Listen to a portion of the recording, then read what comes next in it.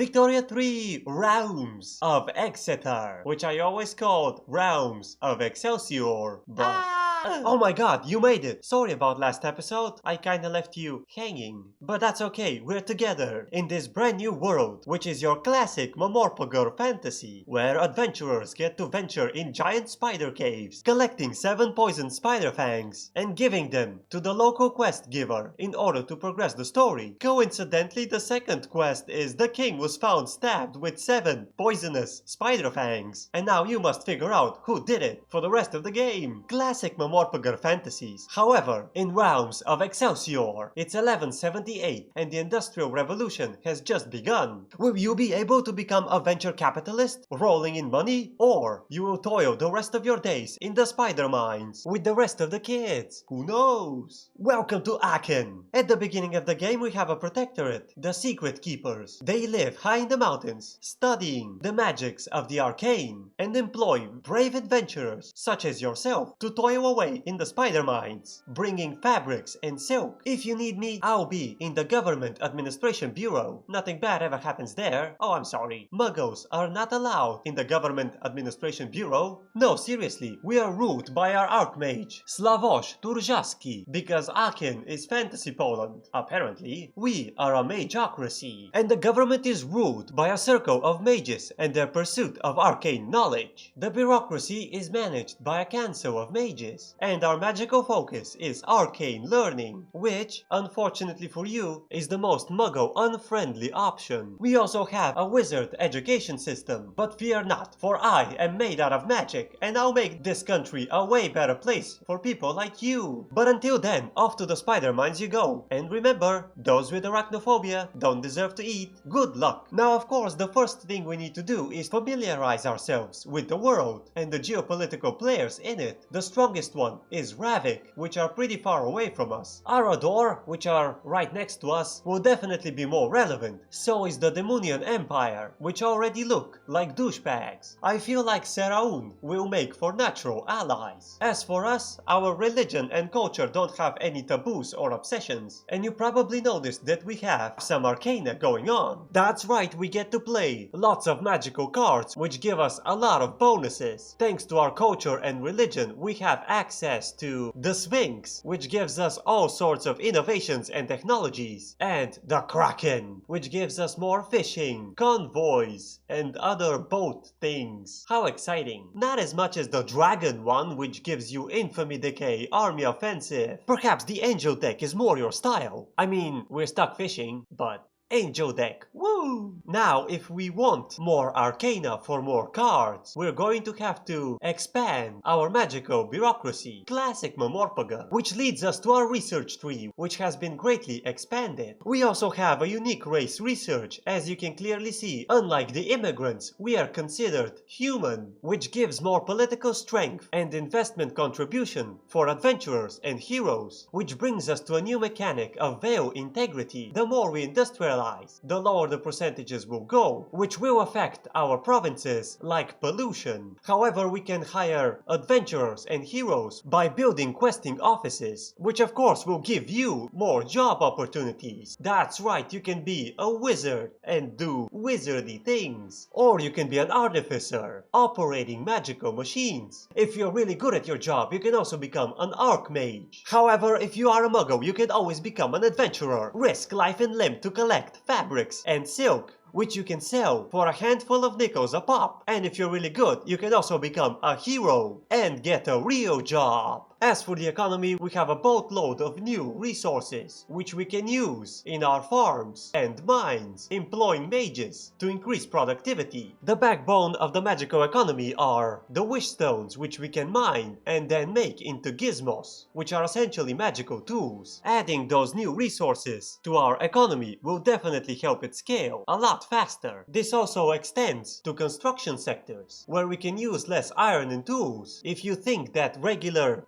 Victorian 3 economy is too simplistic and boring, this is the mod for you. Well, I actually noticed that our neighbor, Ebridor, have no military, but they're #1 in literacy rate. If they manage to arm their highly intelligent population, they'll become a major threat to our national security. We must eliminate them immediately. Oh no, they called Serayun to help them. You clever bastards. We must naval invade them from behind before they arrive in force. Haha! I bet you didn't saw that in any of your books. Because you're a bunch of losers. We just have to push back Serayun's naval invasions and fix the war economy. We need more gizmos and Jaro piss. Luckily for us, we're producing enough trinkets to make more gizmos and use the excess gizmos to make more Jaro piss. Classic MMORPG economy. Haha, get conquered, nerds. As for Serayun, you guys can eat donkey balls. And our brand new territories have hunting grounds, which will allow us to send adventurers to collect ectoplasm, which we can combine with Jaro piss to create luxurious potions. I know Jaro piss helps us mine more resources, but luxurious potions are expensive. As we are waiting for the first elections, we shall enact frontier colonization to expand the nation. Wow, that was quick. Let's get into it. And the first elections are on their way with a single party. Great elections, maximum fairness. Honestly guys, that one moment where Gandalf stopped the Balrog because he refused to pay his tariffs is one of my favorite fantasy moments of all time. We definitely need protectionism. Remember kids, we must protect our local Jaro piss manufacturing from the evil Balrog Jaro piss dumping practices. That's a lot of support for cultural exclusion. Why not? Oh my god, you're back! You became a big scary spider slayer and you earn yourself 1 unit of silk. Go exchange it for a handful of nickels. What do you mean that doesn't feel fair? I mean, come on, what are you going to do with a piece of cloth? Oh, come on! Be realistic, the game started 10 years ago. Why are we having the specter hunting the world? What have you been telling the kids in the spider mines? It's far too early for magic socialism. I mean, we're just now starting to use airship transportation. We don't even build any airships. Yet. We should change that.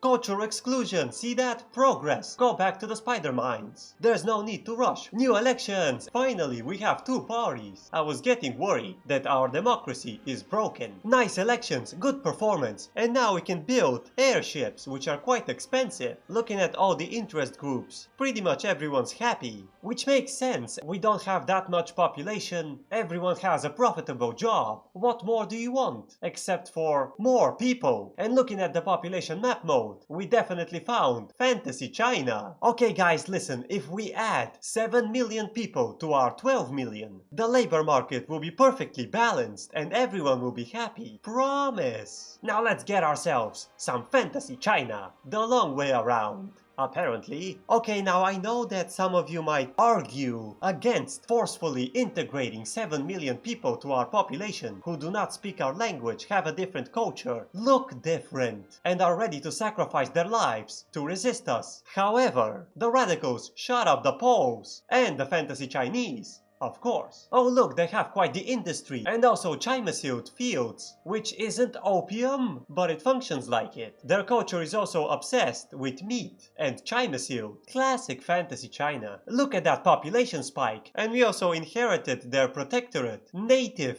Fantasy Chinese. Amazing. Now I didn't say anything about the factions because the intro was getting too long, but there's quite few of them, like the Fellowship of Man, that look like a bunch of douchebags. The Chasm Pact could definitely eat donkey balls. And of course our El Generico Grand Alliance. I guess the Dragon Isles have a cool faction, and also the Gurkle system, made by the native Fantasy Chinese. We definitely need our very own faction, the Anti-Muggle Union. We shall spread the knowledge of how stupid muggles are, and our statue is a deer who knows how to handle the muggles. Of course we are going to be a cultural union. To be honest, it's complete donkey balls, but it's unique to the mod, so I have to take it. The Radical Party won, probably because of the increased anti-muggle rhetoric. Also, it is imperative for us to get the kids out of the factories, so they can learn spellcasting in the spider mines. And we can also tax Chimesil, because what's the point of conquering people if you don't tax them specifically. We are also building a questing office in every province so we can control the magical beasts roaming the provinces. This will become an ever bigger problem the more we industrialize. Finally, the stress of fighting a giant spider in a cave will awaken all of the magical potential of the children, or they will forever be labeled as muggles. Now that's what I call a win-win situation. Everyone's in the radical party now. A win-win, I guess. Also, we must address the problem with our neighbor to the south, Pefril. They're changelings, and as such are far too lenient towards the evil muggles. As you know, those who cannot perform magic have abnormally large penises, and they use them to warp the perception of young maidens, giving them unrealistic expectations of how the real male body looks like. It's not what it looks like. I'm just using reverse psychology to make the world a better place for muggles. Have I ever lied to you? Intentionally? Now go back to work and stop explaining socialism to the kids in the spider mines. In the meantime, I'm going to enact thorough separation of church and magical state, and we can have our very first company. Oh no, there is no Jaro Piss Corp. Oh no wait, there is, but we can't take it yet. I guess we're going to have to ease off on the bureaucracy, as we're going to need it for administrating our brand new provinces. Alright, making the world a better place one legislation at a time. We definitely need universal suffrage. Oh, don't mind me, I'm just reducing the autonomy of my protectorate by force. Legislative failure. Oh come on guys, I need you to be a bit more radical. Steel construction. Oh my god, it's like 20 years into the game. But it's alright, because we already produce Nimbium, which is a great substitute for steel. And we maxed out our magical bureaucracy, which means we can play another card. I choose Sipper of Acceleration for even faster research. And once we fulfill our dynamite needs, we can start investing in Fantasy China, so they can produce fantasy heroine, my favorite type of heroine. Another election cycle. Oh my god, the Anarchist Society. Have you been speaking to the children in the mines again? Don't lie to me, someone's mom is opposing the government. Come on man, we talked about this. Be realistic. It will take time before you can have proper human rights. The Radical Party won, which means we have the industrialists in power and some random kid's mom as opposition. You should really stop talking to the kids. They don't have much to live. You don't need to fill their heads with hopes and dreams. We definitely need colonial exploitation, as we already colonized our adjacent provinces, and we can also use magic to expand the production in our textile mills. Oh no, the peasants are angry, which means we can't have overseas territories. Instead, we should get guaranteed liberties. Remember kids, the downside to collecting fabrics and silk by using adventurers and not farmers is the mortality rate. Even though we're getting mass migrations all the time, our population is still going down. We should probably give adventurers guns, and maybe we should also give them bullets with those guns too. That might help.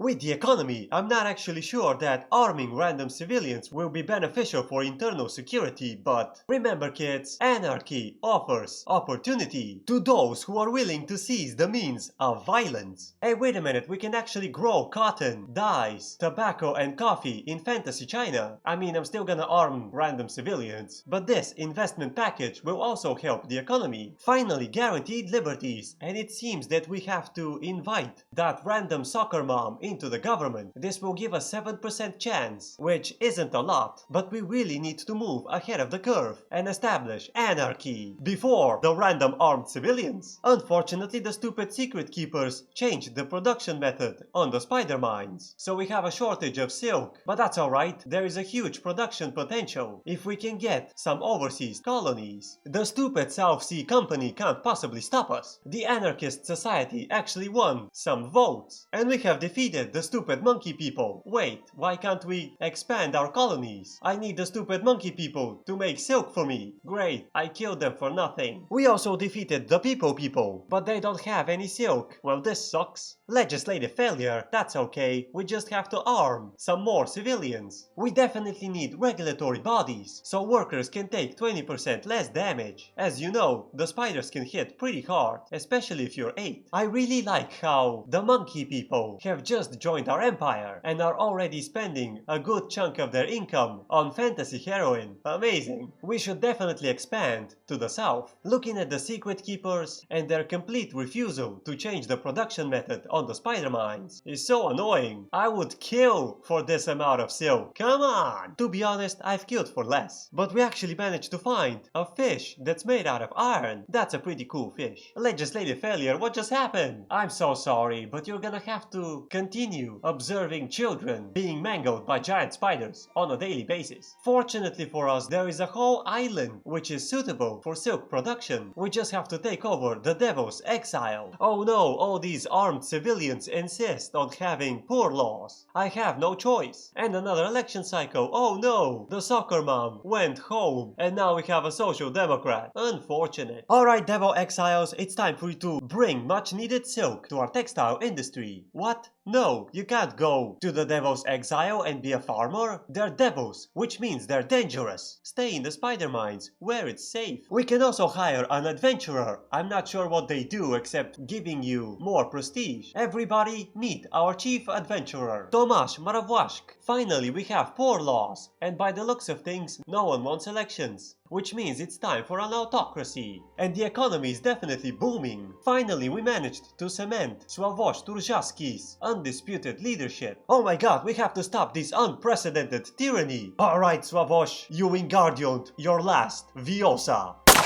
And now we have universal suffrage and a presidential republic. Let's get to voting. Great elections, as expected. And now we have a brand new president, Micha Zagar. We also need a healthcare system, if you pay for it. The government has also announced that we shall increase our military spending to 2% of GDP. We do have trench infantry, we just need more of it. Private healthcare, expanding the military-industrial complex, autocracy, proper military training, a massive revolution, and blubber. I don't know what blubber is supposed to be, but it eats people and gives you bullets, so I'll take it. We're also discarding all of the technology cards so we can get more fishing. Oh no, well there goes our autocracy. That's okay, we built the first skyscraper. Now I know you guys are worried about Akin's internal security. If our enemies blockade us, we will lose our access to silk and other raw materials, meaning we have to annex the secret keepers and directly control the spider mines. Because God forbid I go to war without proper drip and jack pumps. This unlocks a brand new resource, God's blood. Luckily for us, we can produce it in the Devil's Isles. Oh man, the economy is really thirsty for God's blood. Now I know we haven't started to drill properly in the Devil's Exile, but the fact that it comes from overseas worries me greatly. Oh my god, the anarchist society is back and they're doing better than ever. We also have a brand new president, Bartłomiej Pengoff. We definitely need appointed bureaucrats. Now I do realize that we've been running a 37% budget deficit, which is a little bit higher than the EU recommended 3%, but on the bright side we found gold. Some of you might say it's not our gold, but our stormtroopers would disagree. And now the evil fantasy Chinese can no longer stop our economic recovery. Mutual funds, oh my god, the extra 10% from mining solved all of our financial issues. Take that, EU recommendations. The anarchist society shut up the polls. With appointed bureaucrats, the intelligentsia will get 50% of the vote and we have a brand new president, Ban Doom. We must seize the opportunity before the angry masses. Oh my god, this revolution is so fast. I guess it makes sense. The wizards don't need guns. That's fine, we have to strip their influence. Finally, NCO training, which means we can focus on the real research. Chemical warfare. Oh no, the mages are far too powerful and we don't have poison gas.